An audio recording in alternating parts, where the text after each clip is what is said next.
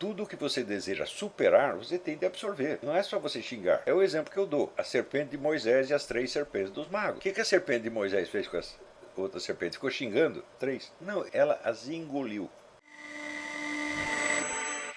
Este espírito da tábua rasa é um dos elementos fundamentais, vamos dizer, da cultura moderna.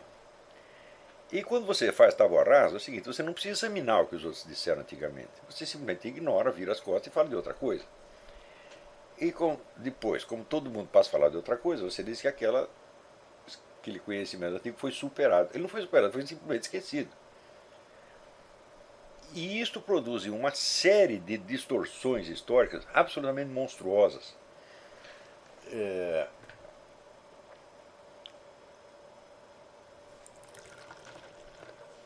Que são, vamos dizer, em grande parte, a origem da mentalidade revolucionária moderna. É evidente que a mentalidade revolucionária se volta contra esses mesmos pioneiros. É característico das revoluções. As revoluções comem, né, os seus próprios próceres, os seus próprios pioneiros e líderes. É sempre assim.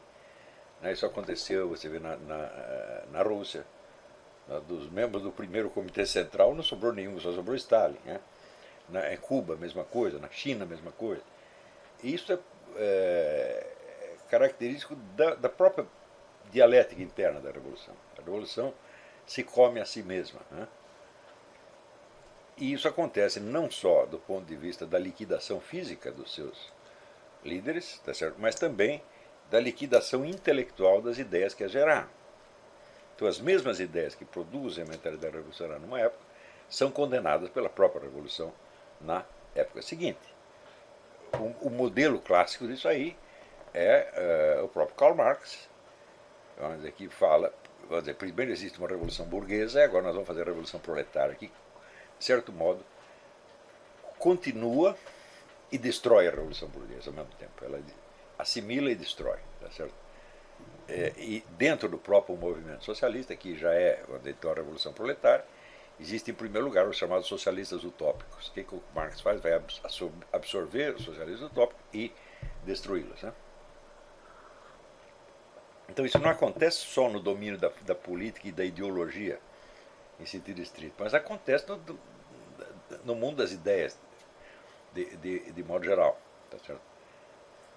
E, quer dizer, as ideias da modernidade, elas determinam, por assim dizer, as suas próprias formas de contestação. Elas limitam a discussão a certos tópicos e o sujeito que não gosta delas vai discuti-las mais ou menos no sentido em que já estava previsto dentro delas. Isso acontece com todos os anti-iluministas.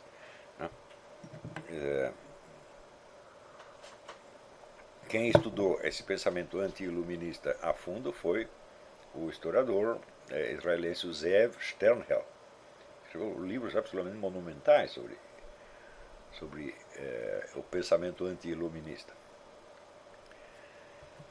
Então, o que nós temos que fazer hoje não é assim examinar criticamente no sentido negativo da coisa.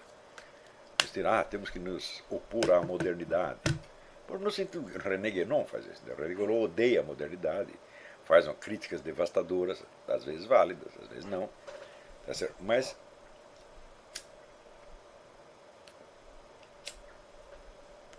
ele, evidentemente, ele é um beneficiário da modernidade.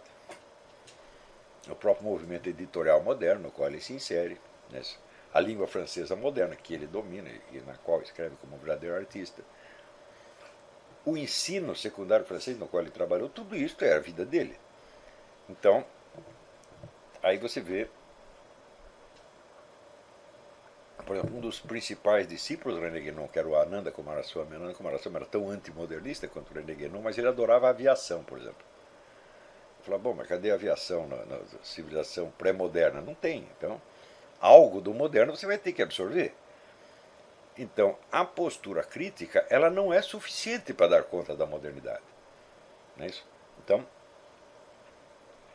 tudo que você deseja superar, você tem de absorver. Não é só você xingar. É o exemplo que eu dou. A serpente de Moisés e as 3 serpentes dos magos.